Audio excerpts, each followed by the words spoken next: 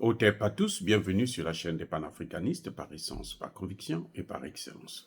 Celle des citoyens kémites, par nécessité et obligation de combat. Nous sommes une chaîne qui n'est guidée que par nos ancêtres et rien que par les ancêtres qui appartiennent à l'égrégore du monde noir.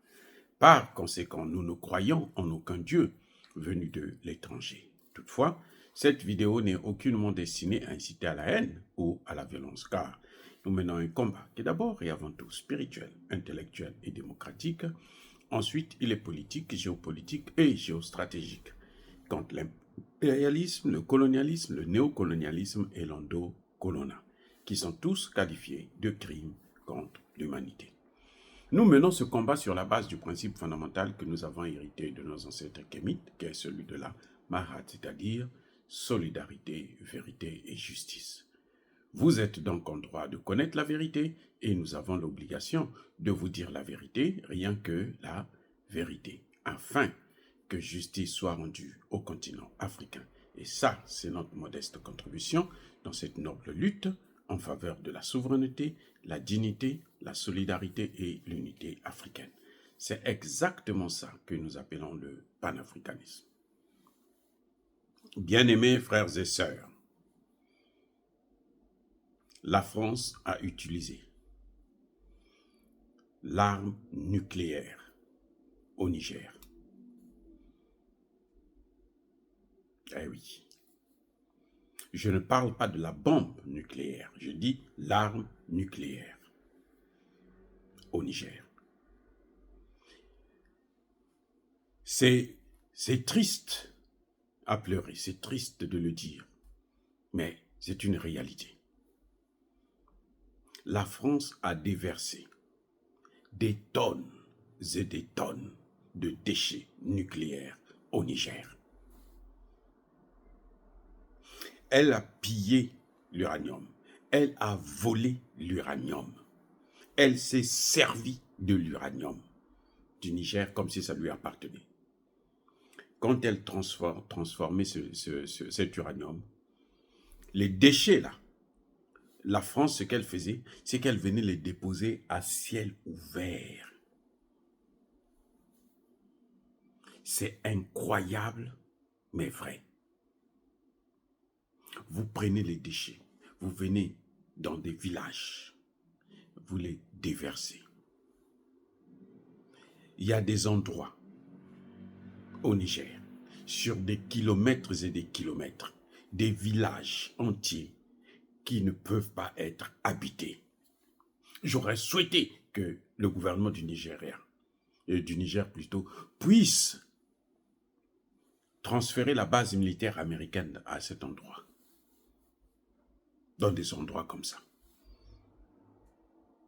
Eh oui, c'est ce qu'ils devraient faire, pour qu'ils sachent, qu'ils voient eux-mêmes ce qu'ils ont fait.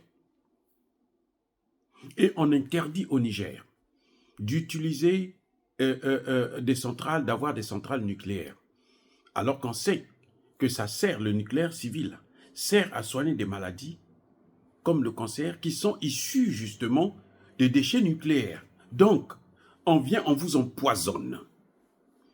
Ça, c'est ce qu'on appelle, c'est un génocide, c'est un crime contre l'humanité.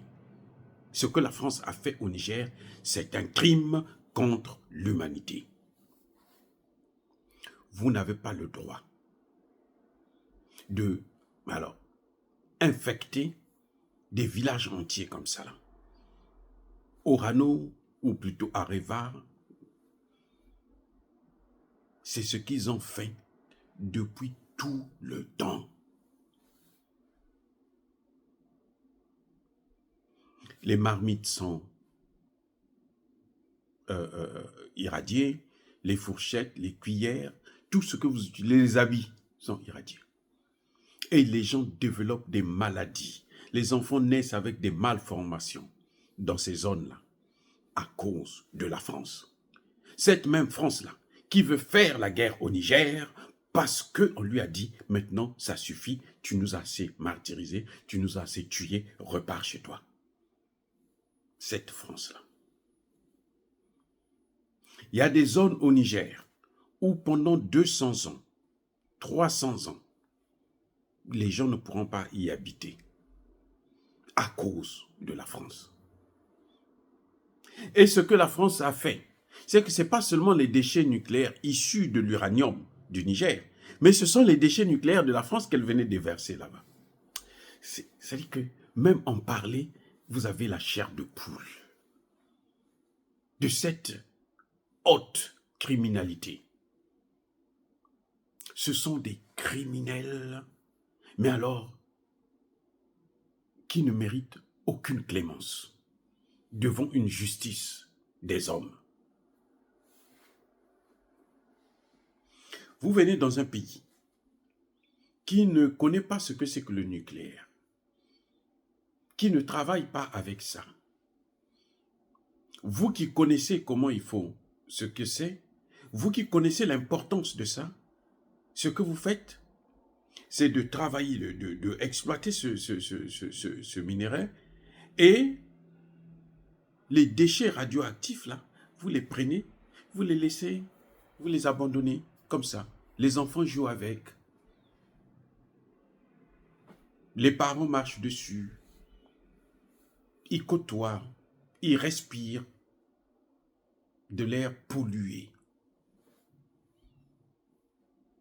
Bien-aimés frères et sœurs, ce que je suis en train de vous dire là, c'est une situation, mais alors, catastrophique, que Bazoum a soutenu. Vous voyez le paradoxe. Bazoum a soutenu. Bon, c'est pas un problème. Lui, il est libyen. Donc, il n'est pas chez lui. Chaque fois qu'on prend quelqu'un qui n'est pas chez lui, on le met à la tête d'un pays, il vient pour le bousiller. Vous voyez Alassane Ouattara?